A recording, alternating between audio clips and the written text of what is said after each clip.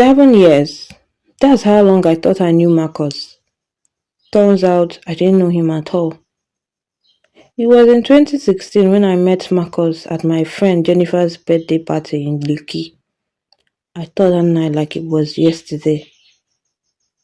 I was wearing this emerald green dress that my friend had insisted I buy.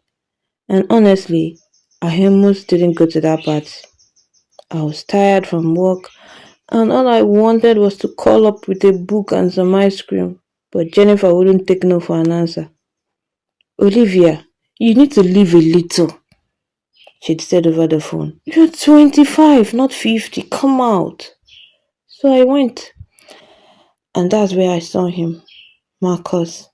He was standing by the balcony laughing at something his friend said.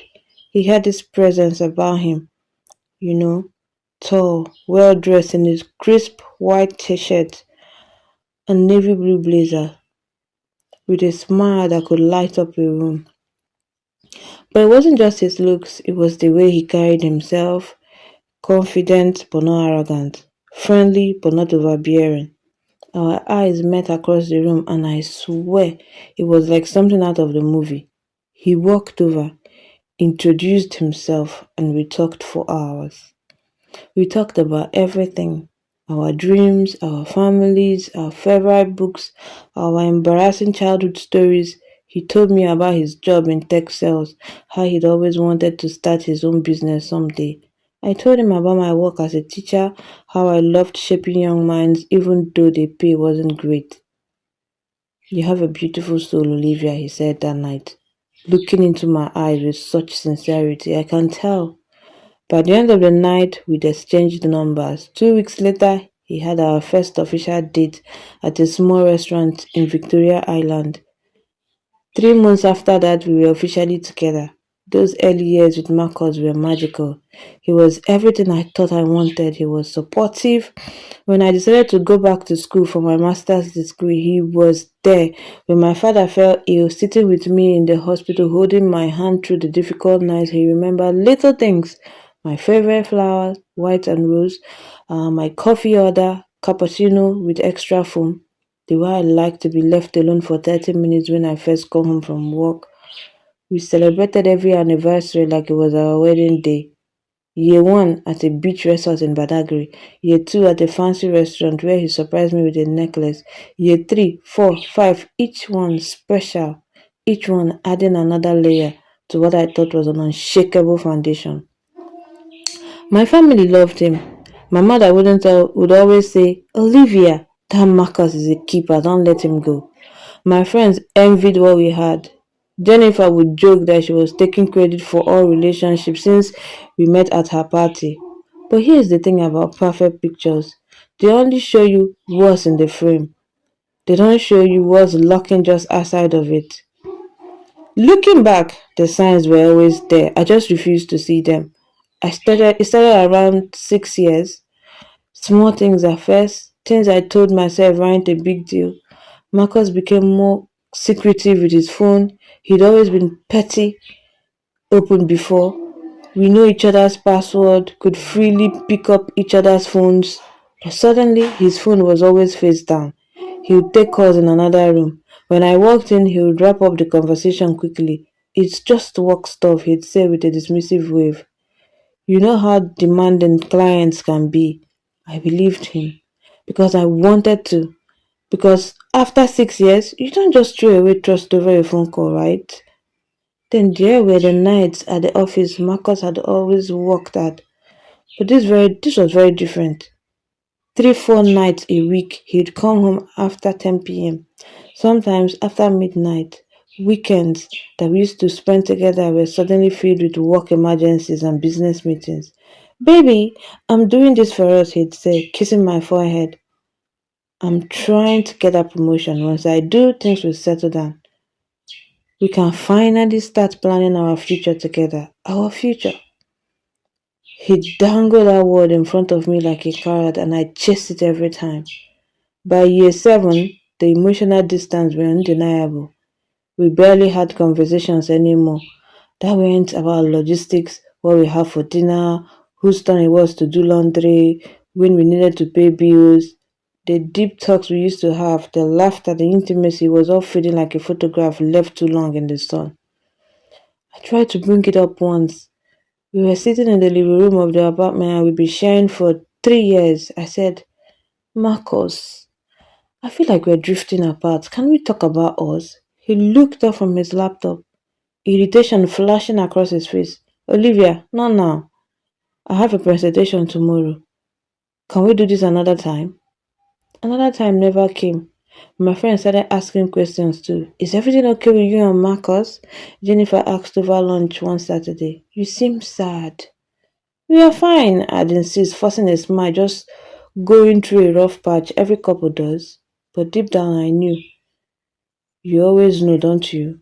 You just don't want to admit it because admitting it means you have to deal with it, and dealing with it is terrifying.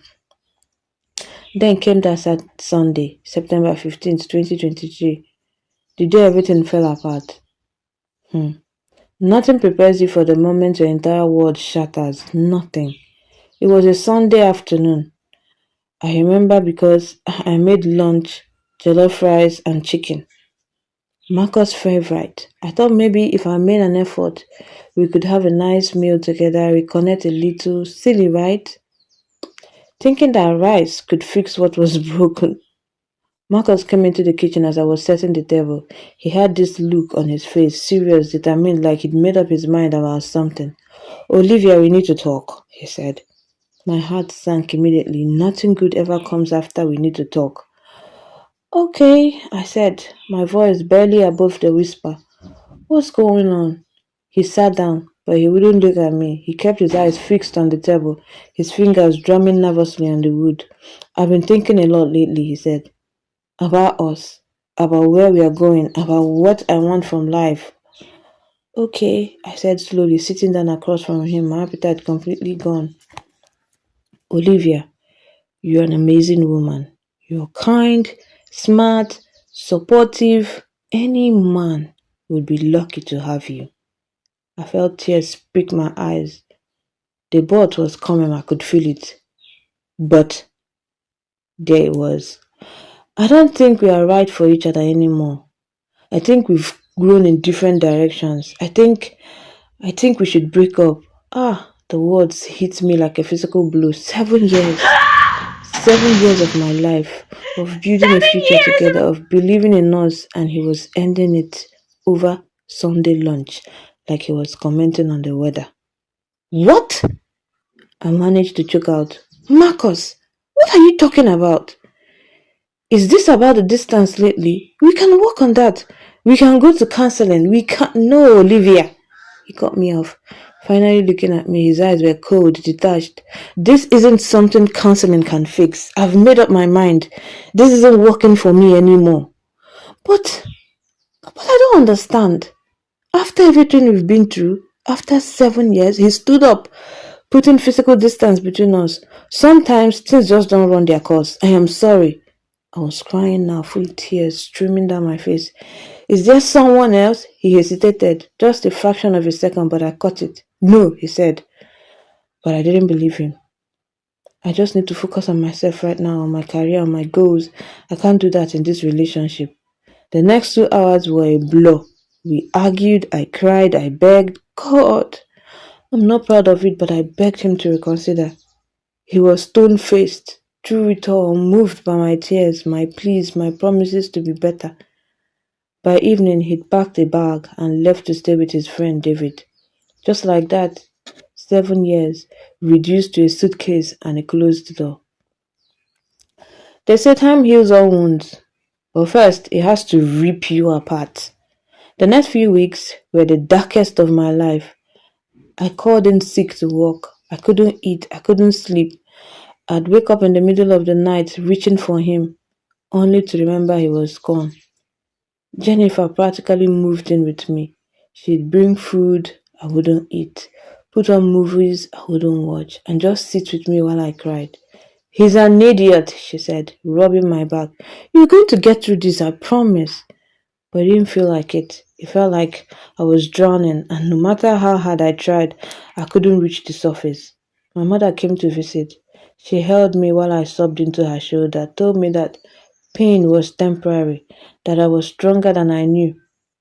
Why wasn't I enough? I asked her one night. What did I do wrong? Oh, my darling, she said, tears in her eyes. You didn't do anything wrong. Sometimes people just show you who they really are, and you have to believe them.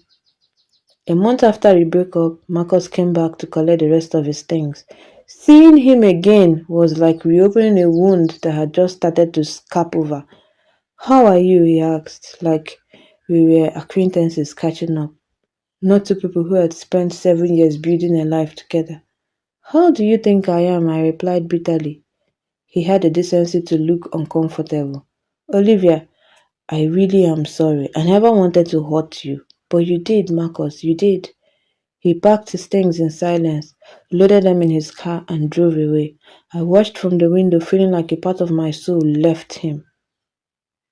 Just when I thought it couldn't get worse, I discovered the truth. And the truth was uglier than I have ever imagined. 3 months after the breakup, I was finally starting to function again. I'd gone back to work, started eating properly, even went out with friends a few times. The pain was still there, but it was manageable now, like a dull ache instead of a sharp stab. Then my phone rang. It was Sarah, a mutual friend of ours. Well, more of Marco's friends than mine, but we'd always gotten along. Olivia, she said, her voice strange. Are you sitting down? I need to tell you something. My heart started racing. What is it? I just said a wedding invitation on Instagram. Marco's wedding invitation. The world teetered. What? He's getting married next month to someone named Amanda Olivia. I thought you knew. After I hung up, I did something I'd been avoiding for 3 months. I looked at Marco's Instagram, and there he was, pictures of him and her. Amanda, young, probably mid-20s, beautiful, glowing and pregnant, very pregnant. The caption under the engagement photo read, Can't wait to marry my forever. Coming soon, baby. I did the math. Based on how pregnant she looked in the pictures, she had to be at least 6 or 7 months along, which meant he had gotten her pregnant while we were still together, while he was lying next to me at night, while he was kissing me goodbye in the mornings, while I was planning our future, he was creating one with another one else. The breakup wasn't about growing apart. It wasn't about him needing to focus on his career. It was because he'd gotten another woman pregnant and needed to make her his wife before the baby came. 7 years of my life discarded like trash so he could play happy family with someone new? I screamed. I actually screamed alone in my apartment, screamed until my throat was raw, then I cried. Then I got angry. Really, really angry. But here's the thing about hitting rock bottom. It's a solid foundation to build on. You see that anger? It saved me. It saved me something to hold on to, something to fall me. I threw myself into my life with a vengeance. I signed up for the PhD.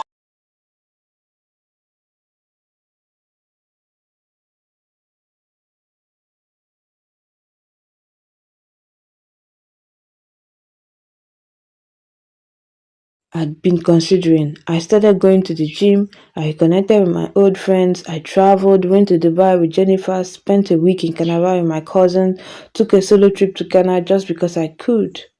I learned to cook new dishes, I started a book club, I volunteered at a local children's home, I painted my apartment, redecorated, made it mine again instead of ours. And slowly, painfully, I healed.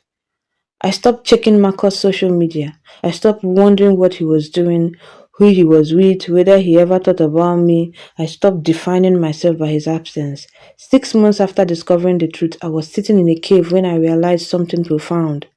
I hadn't thought about Marcus all day. Not once. And when I did think about him, it didn't hurt anymore. It was just neutral. Like thinking about an old coworker or a childhood friend who'd lost touch with. I was free. They say karma isn't revenge, it's a mirror. And did Marcus look into that mirror?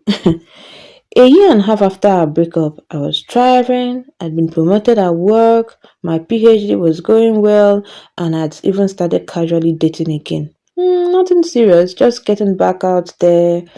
I was at the mall with Jennifer shopping for her baby shower when I heard a voice behind me. Olivia! I turned around, and there he was, Marcus. But not the Marcus I remembered. This Marcus looked tired, worn out. There were bags under his eyes, and he'd gained weight.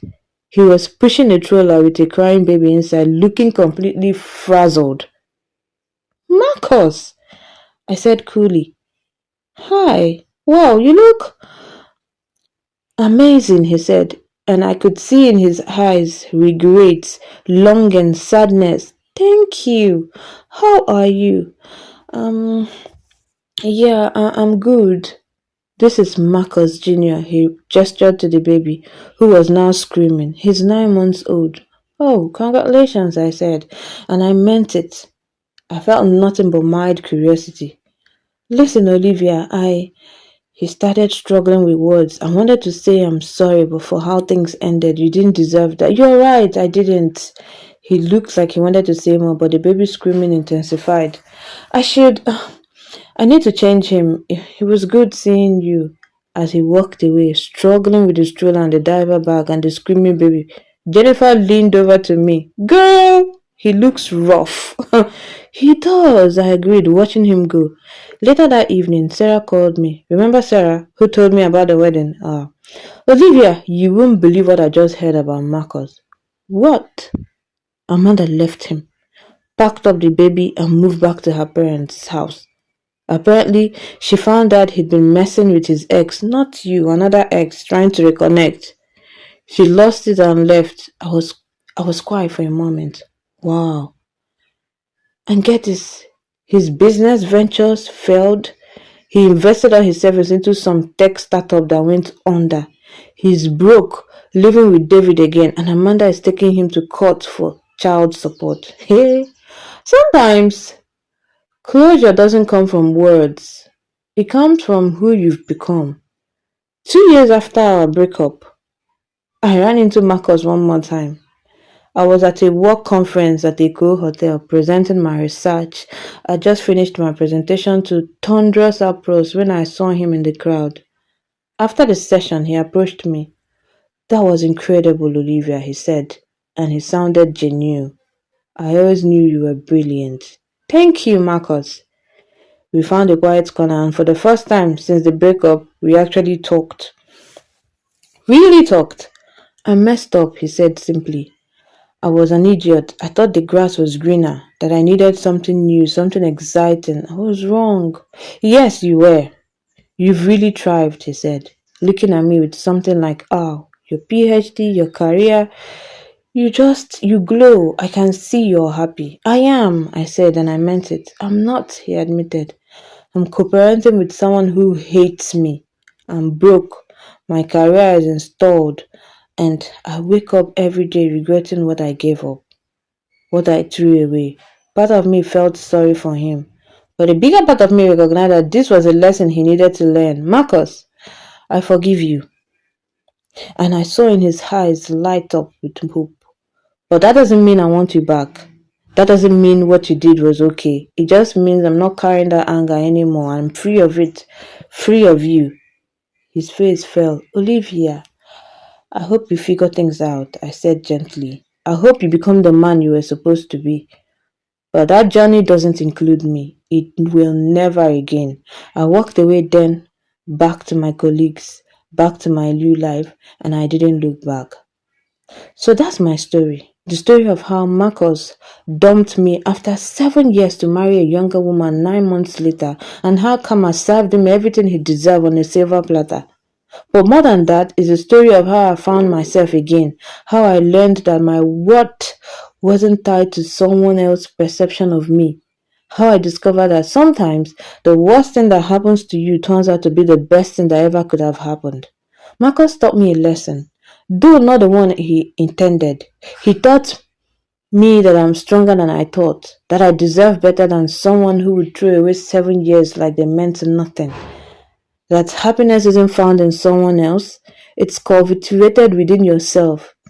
Last I heard, Marcus is still struggling. Still trying to figure out how to be a father, how to rebuild his life, how to deal with the consequences of his choices. As for me, I am happy, genuinely, deeply happy. I finished my PhD, I got promoted again. I'm dating an amazing man, Daniel, who treats me like I'm precious because he knows I am. And most importantly, I learned to treat myself that way too. They say the best revenge is living well. I don't think of it as revenge though. I think it's just as I think of it as just as justice, as balance, as the universe writing itself. So, to anyone out there going through heartbreak, wondering if you'll ever feel whole again, wondering if you'll ever stop hurting, you will. I promise you will. And when you come out on the other side, you'll be stronger, wiser, and more yourself than you ever will before. Thank you for listening to my story. If it resonated with you, leave a comment below. And remember, you are worthy of a love that doesn't make you question your worth. Don't settle for less. Until next time, keep choosing yourself.